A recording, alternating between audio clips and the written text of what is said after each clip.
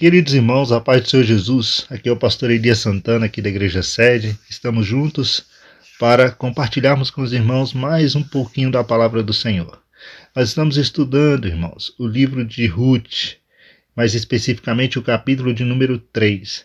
Como Deus tem falado ao nosso coração através dessa palavra.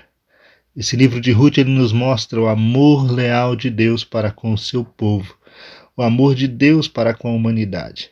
O amor de Deus para com os pecadores, a graça salvadora de Deus para a vida do ser humano. É lindo tudo aquilo que nós temos visto nesse capítulo. E hoje nós vamos dar continuidade ao capítulo de número 3. Nós observamos, irmãos, que após o aparecimento de Boaz no capítulo de número 2, a preocupação de Noemi passou a ser com o futuro de Ruth. Ela já estava avançada em idade e ela precisava dar a Ruth um casamento, algo que lhe garantisse uma família, uma segurança para o futuro, um lar para o futuro.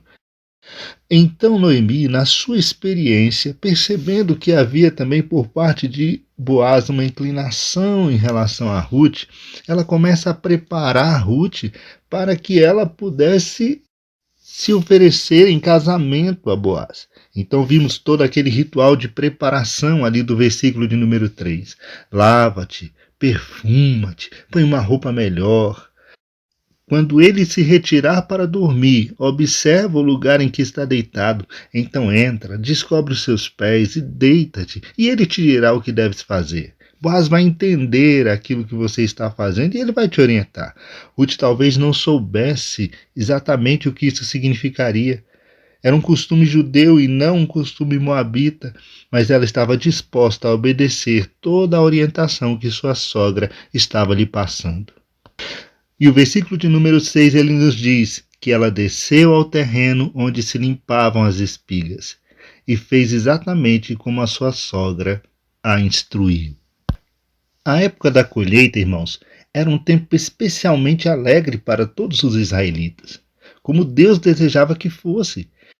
Quando a gente lê Deuteronômio, capítulo 16, versículo 15, nós vemos as palavras de Moisés dizendo: o Senhor teu Deus há de abençoar-te em toda a tua colheita e em toda a obra das tuas mãos, pelo que de todo te alegrarás. Então o momento da colheita era esse momento de festa, de comemoração, porque a bênção do Senhor estava sobre eles. Eles teriam agora o pão em abundância para saciar a sua fome e para ajudar os outros. Boaz agora estava na eira, um local reservado para se fazer a debulha dos cereais. A eira era um local geralmente ao ar livre, um local aberto, onde o cereal era cirandado, ou seja, ele era mexido, jogado para cima, para que o vento pudesse levar a palha e separá-la dos grãos. Boaz, como dono de toda aquela plantação, ele trabalharia ali na eira até mais tarde. Ele até dormiria ali com os seus empregados. Passariam a noite ali ao relento, porque no dia seguinte deveriam acordar cedo e continuar o trabalho da debulha. Desse modo, ele aumentaria as suas horas de trabalho e protegeria o seu próprio cereal ali durante a noite.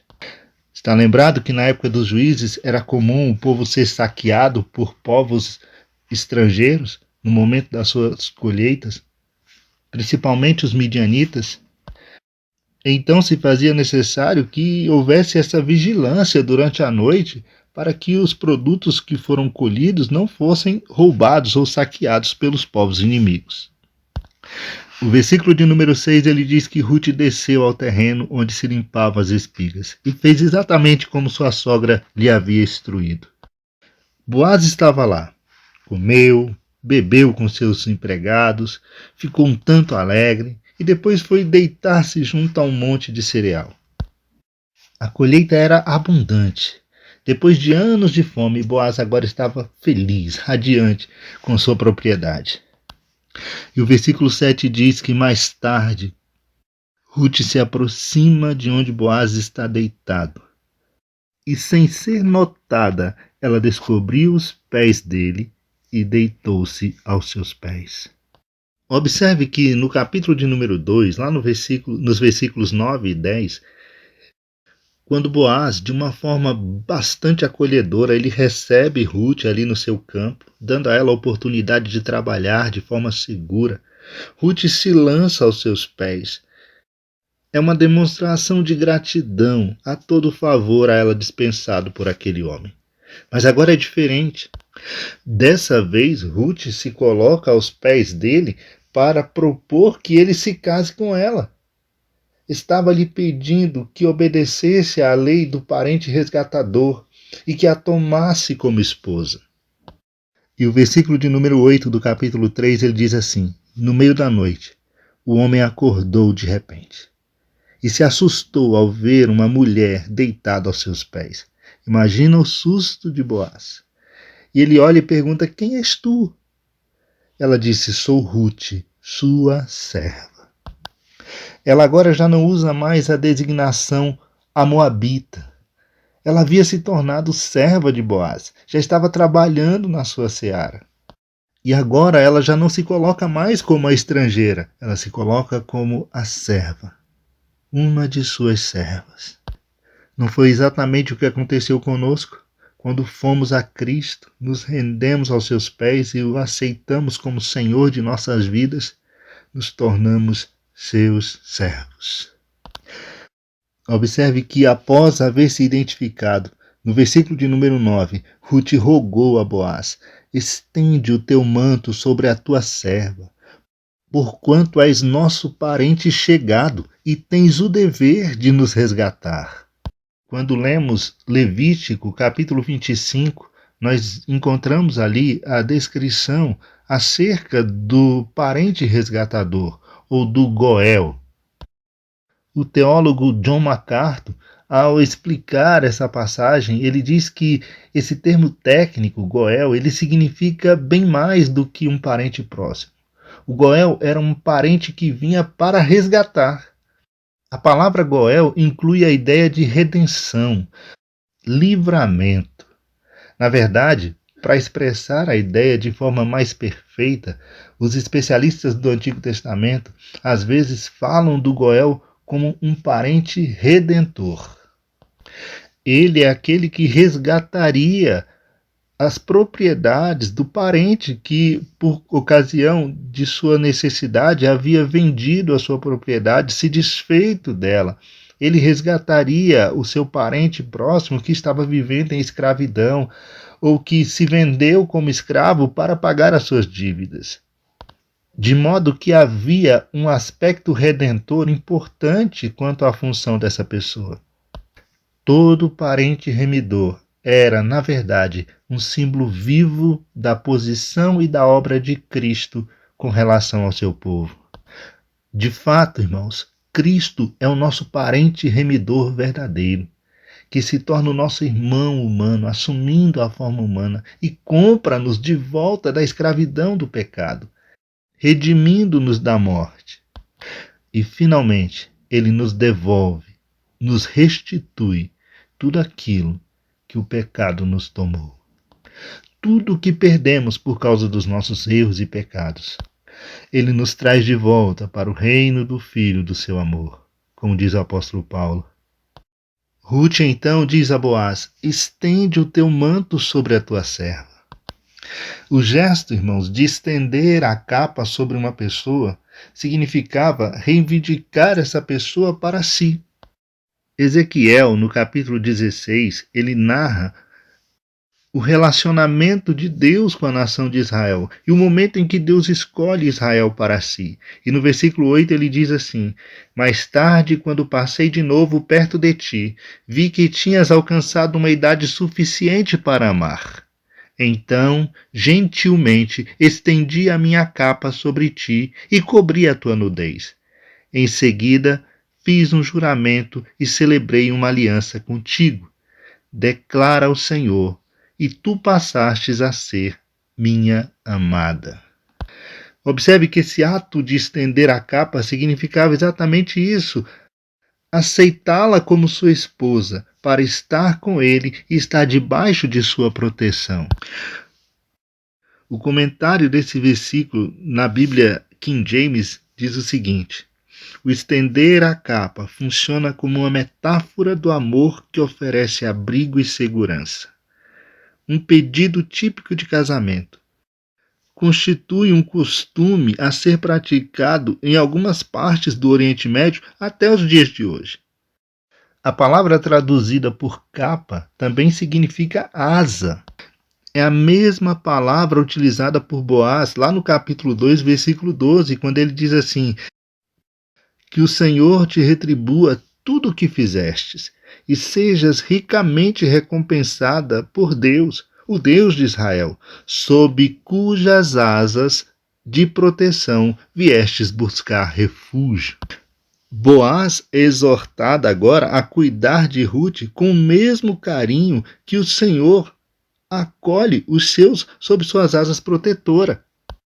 Ruth havia se abrigado sob as asas de Deus e logo estaria sob as asas de Boaz, seu esposo amado. Existe uma imagem mais linda do casamento do que essa? Que imagem linda! Boaz agora, tomado de emoção, ele responde a Ruth, ele diz: bendita sejas por Deus, minha filha. Este teu novo gesto de lealdade e generosidade excede o primeiro que você teve para com sua sogra. Boaz está dizendo: olha, se o que você fez pela sua sogra é um gesto gigantesco de amor, de generosidade, este gesto teu para comigo excede aquele gesto. Ele diz: você poderia ter procurado outra pessoa, um homem mais jovem, quer fosse rico, quer fosse pobre, mas que fosse mais jovem. É interessante observar, irmãos, que a Bíblia ela não menciona se Boaz já tinha sido casado alguma vez ou não. Talvez, de acordo com a tradição judaica, ele fosse um solteirão por toda a vida. Observe que estas palavras de Boaz indicam que ele estava certo de que ela se casaria com outro homem. Boaz já era um homem velho e Ruth era uma menina nova, ainda era uma moça. E talvez Boaz pensasse que ela se casaria com um homem solteiro, mais jovem ali de Belém. E olhando por esse prisma, ele já se considerava fora do páreo.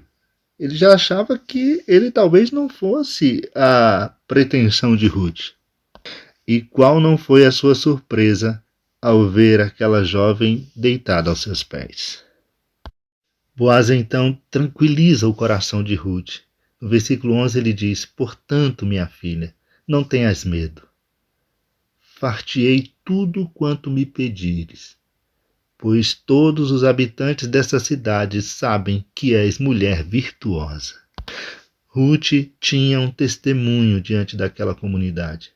Todos ali a viam como uma mulher de virtude, uma mulher excelente. Todos a conheciam exatamente pelo seu caráter. E Boaz continua, no versículo 12 ele diz: ora, de fato eu tenho a responsabilidade sim de resgatar-te, mas há um outro parente ainda mais próximo do que eu. Ele está dizendo: eu sou o seu parente próximo, mas não sou tão próximo assim. Antes de mim tem um outro parente que é mais próximo do que eu, e o direito dele precede ao meu. Observe que Boaz era um homem justo e ele queria fazer tudo conforme a lei. E ele diz a Ruth: sendo assim, passa a noite aqui, e amanhã cedo, se ele quiser assumir o direito de proteger-te, muito bem, que ele te resgate. Todavia, se pelo contrário, ele não quiser te resgatar, eu ficarei com essa responsabilidade. Juro pelo nome do Senhor. Agora, pois, volta a deitar-te e descansa até o raiar do dia. Nessa resposta, irmãos, de Boaz para Ruth, nós podemos observar como o Senhor, ele nos responde quando nós buscamos uma comunhão mais profunda com ele. Assim como Boaz falou a Ruth, Deus também nos fala através de sua palavra. Ele nos aceita. Boaz, ele podia ter recusado o relacionamento com Ruth, até porque ele não era um parente próximo, tão próximo assim para fazer o resgate. Havia outro parente mais próximo do que ele. No entanto, ele a aceitou. Isso porque ele a amava. Observe que ele se refere a ela como minha filha. E ainda profere uma bênção sobre ela. Do mesmo modo, irmãos, nosso Pai Celestial, nosso Redentor, Ele busca um relacionamento mais íntimo conosco. E nós não devemos ter medo de nos aproximar dele e de compartilhar deste amor. Tiago diz: chegai-vos, pois, a Deus, e ele se chegará a vós. O próprio Jesus, ele disse assim: olha, aquele que me ama guardará minhas palavras e será amado de meu Pai, e nós viremos e faremos nele morada. Se ao menos pudéssemos compreender, irmãos, uma parte ínfima do grande amor do nosso resgatador para conosco, nós deixaríamos tudo e nos dedicaríamos a ter uma comunhão muito maior com ele. Buscar-me-eis e me achareis, quando me buscardes de todo o vosso coração. Ele diz assim: eu serei achado de vós, eu vou me deixar ser achado, eu não vou me esconder de vocês quando vocês me buscarem. Observe que, além de nos aceitar, o Senhor ele também nos dá segurança. Na escuridão da noite, Ruth talvez não conseguisse enxergar o rosto de Boaz, mas ela podia ouvir a sua voz enquanto ele lhe tranquilizava. Ele disse a ela: não temas, não tenha medo, não tenha receio. Observe, irmãos, que a nossa segurança, ela não vem dos nossos sentimentos ou das circunstâncias que nos cercam. Ela vem exatamente da palavra de Deus para nós. E o nosso resgatador, irmãos, ele nos disse: eis que eu estou convosco todos os dias, até a consumação dos séculos. O nosso resgatador, ele disse: olha, no mundo vocês vão enfrentar aflições, mas tenham bom ânimo, eu venci o mundo. Ele nos enche o coração com a certeza, a convicção de que ele está conosco e que ele é quem nos protege. Boaz não só tranquilizou o coração de Ruth, como ele também lhe fez uma promessa. Ele disse assim: olha, tudo quanto me pedires, eu farei. Observe que Boaz ele não escondeu de Ruth o problema de existir um outro resgatador que tinha prioridade antes dele, pois ele não queria que ela voltasse para casa com o coração cheio de falsas esperanças. Pois a alegria que se baseia na falta de conhecimento dos fatos, ela não passa de uma ilusão, e ela só pode causar decepções. Ruth então adormeceu novamente, de forma tranquila e segura, aos pés do seu resgatador. Observe que no dia seguinte ela se levanta bem cedo e se prepara para voltar para a casa de sua sogra. Boaz, então, ele não deixa que Ruth volte para sua sogra de mãos vazias. Observe o versículo de número 15. Por isso orientou-lhe Boaz: estende o teu manto que te cobres e segura-o firme. E ela estendeu sua capa sobre o chão e a segurou. E ele despejou sobre a capa 6 medidas de cevada, mais de 20 quilos, e lhe pôs às costas, e ela retornou ao povoado. Boaz não apenas tranquilizou o coração de Ruth de suas apreensões, mas também supriu as suas necessidades do presente, com bondade e generosidade. Apesar de Ruth não lhe haver pedido coisa alguma, ele lhe deu aquele cereal, pois ele amava Ruth. Estava prestes a se casar com ela e não queria que a sua futura noiva precisasse trabalhar em outro campo. Ruth então volta para sua sogra. E ao chegar em casa, a sua sogra já vai logo perguntando, ansiosa. Imagina o coração de Noemi, perguntando ansiosa: e aí, como foi? O que aconteceu? Me conte tudo e não me esconda nada. Ruth então contou tudo o que tinha acontecido. E ainda disse: olha aqui, essas 6 medidas de cevada foi ele quem deu, dizendo-me: não voltarás de mãos vazias para junto da tua sogra. Agora Noemi não poderia mais dizer que tinha as mãos vazias.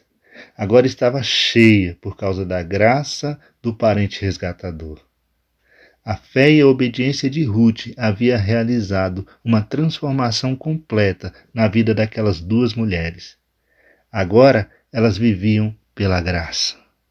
Quanto a Ruth, só lhe restava esperar.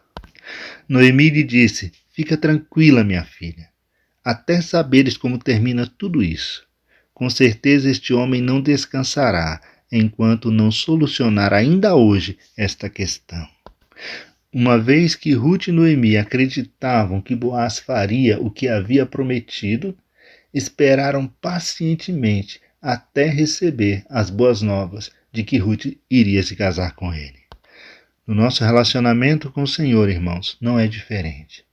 O salmista, no Salmo 37, versículo 5, ele diz: entrega o teu caminho ao Senhor, confia nele, e o mais ele fará.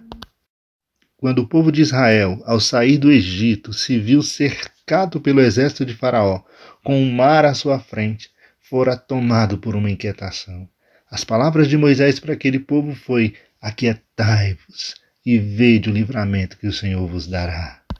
Quando entregamos nossas demandas nas mãos do Senhor, quando deixamos tudo aos pés do Senhor, resta-nos apenas confiar, aguardar na provisão do Senhor.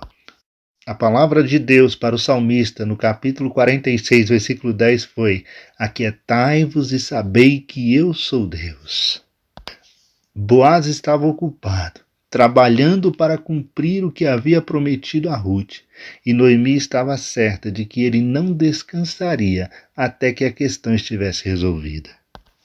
Isso nos faz lembrar a palavra do Senhor ao profeta Isaías, no capítulo 54, versículo 4, quando diz assim: porque desde a antiguidade não se ouviu, nem com os ouvidos se percebeu, nem com os olhos se viu Deus além de ti, que trabalha para aqueles que nele esperam.